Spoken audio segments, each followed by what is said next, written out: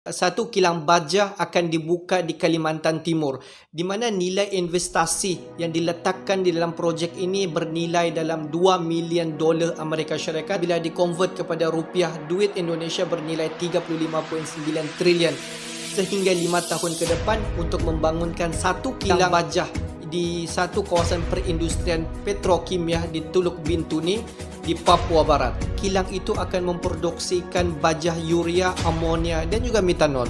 Okay, bismillahirrahmanirrahim. Assalamualaikum warahmatullahi wabarakatuh. Bagi yang baru sahaja masuk ke Musa bin Muhammad Dirin Channel, jangan lupa untuk klik button subscribe, like dan komen di bahagian komentar di bawah. Bagi yang sentiasa menonton video di channel aku ingin mengucapkan ribuan terima kasih dan aku sentiasa mendoakan agar semua di luar sana diberi kesihatan yang baik dan dipermudahkan segala urusan seharian dan agar kita semua dijauhkan, dihindarkan daripada wabak COVID-19. Amin amin ya rabbal alamin. Okey guys, hari ini kita akan tengok sedikit information berkaitan dengan satu kilang perindustrian akan dibangunkan di Bintuni, hasilan kilang baja, di mana nilai investasi dia dianggarkan dalam 35.9 trilion rupiah.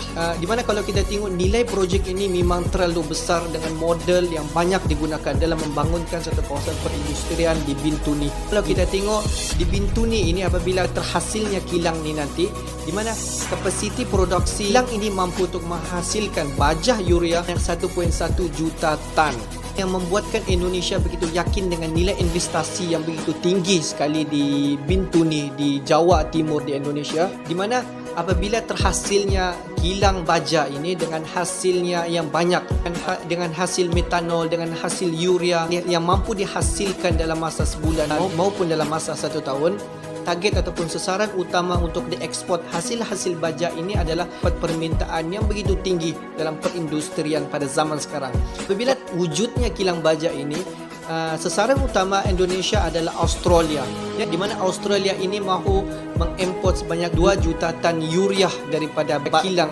perindustrian di Indonesia. Dan juga negara-negara lain kalau kita dapat nampak seperti China, Amerika Syarikat, juga di Timur Tengah. Belum lagi pembangunan kilang baja dilaksanakan di Bintuni di Indonesia.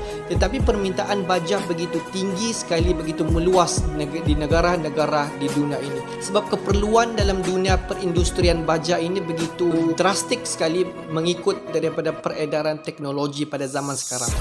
Mana menurut daripada sumber, Badan Koordinasi Penanaman Modal BKPM telah menyokong penuh rancangan PT Pupuk di Indonesia, Pesero, dan juga anak usahanya. Mana PT Pupuk Kaltim ini untuk mahu membangunkan satu kilang baja di Bintuni, provinsi di Papua Barat, di mana Ketua Badan Koordinasi Penanaman Modal Bahlil Lahadalia telah menyatakan bahawa BKPM ni akan membantu sepenuhnya kepada PT Pupuk Kaltim dalam menguruskan seperti apa yang diperlukan dalam membangun kilang di Bintuni di provinsi Papua Barat, di mana termasuklah dalam insentif fiskal berupa tax holding dan juga tax allowance akan ditujukan kepada projek tersebut agar memastikan projek ini berjalan dengan baik.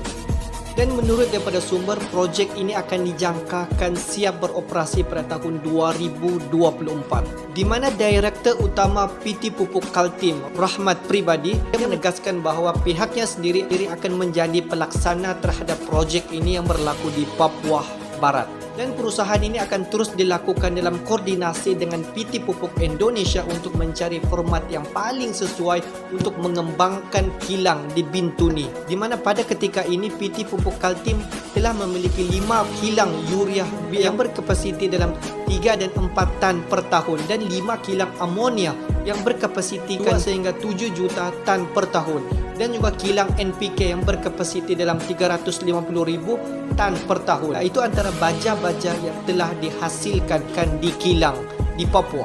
Okey guys, jadi kesimpulan daripada video hari ini kita dapat nampak sekarang ni fokus kilang di Bintuni di provinsi Papua Barat, di mana di sana kalau kita dapat nampak penghasilan baja yang begitu banyak sekali dalam penghasilan per tahun, di mana Indonesia akan mengeluarkan investasi yang begitu besar terhadap dalam pembinaan kilang di provinsi Papua Barat.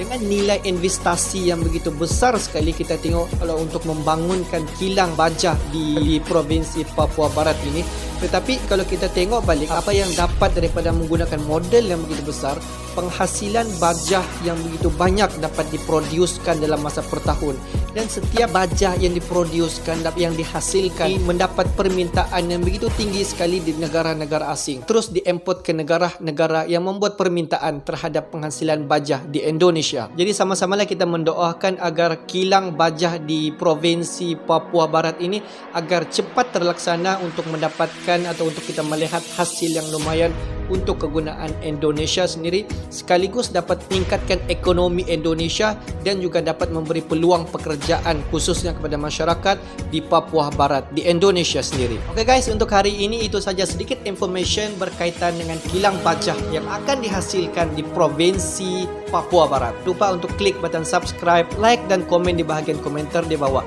Assalamualaikum warahmatullahi wabarakatuh. See you the next video.